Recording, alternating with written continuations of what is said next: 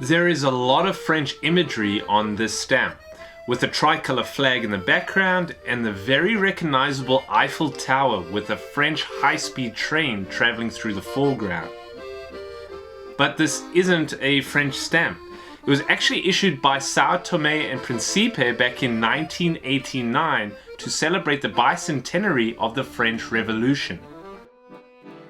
There is a postmark with no additional information, just the country name and the word correio, meaning mail in Portuguese, the official language of the country. The date and place of sending is cut off. The currency in Sao Tome E Principe is the dobra, and this stamp is worth 10 Sao Tome E Principe dobra.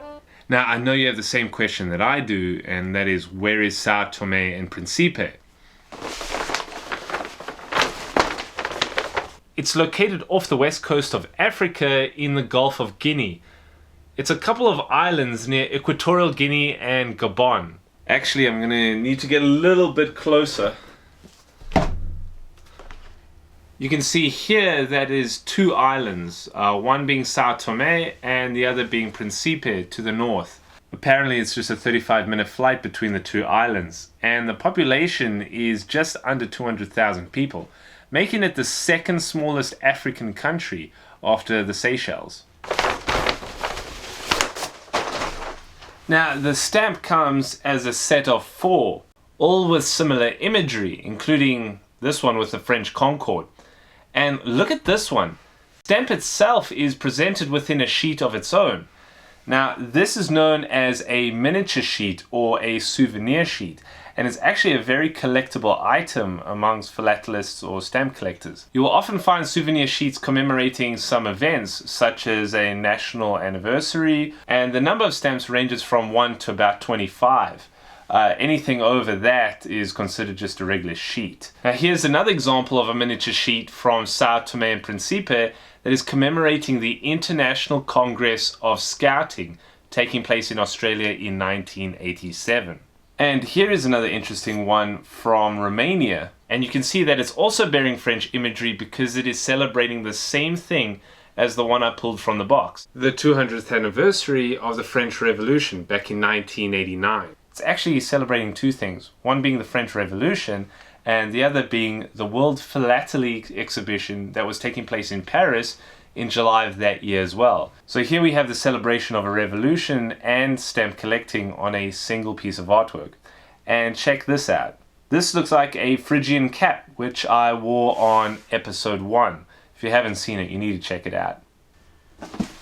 So looking through this box a little more, I found another 2 stamps with Eiffel Towers on it, and these are actually French. Well, this one is, but this one is from the Antarctic territory of France. So I want to take a couple minutes and learn about the Eiffel Tower, since it's now shown up on 7 stamps that are on this table. But it would be best if I had an Eiffel Tower for us to take a look at. So I'm going to take a look outside and see if I can find one.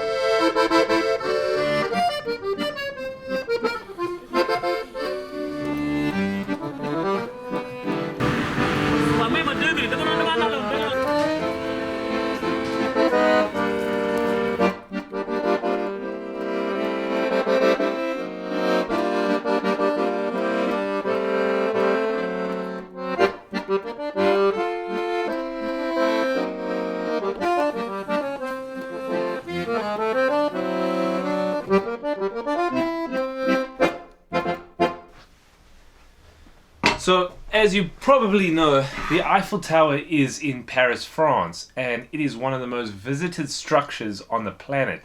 It gets over 7 million people visiting it each and every year. And it stands 320 meters or 1,050 feet high. It was the tallest building in the world when it was built in 1889, and it maintained that title until 1930 when the Chrysler Building was built in New York City. So why was it built? Well, for the same reason as the stamp we pulled from the box, except just a 100-year difference.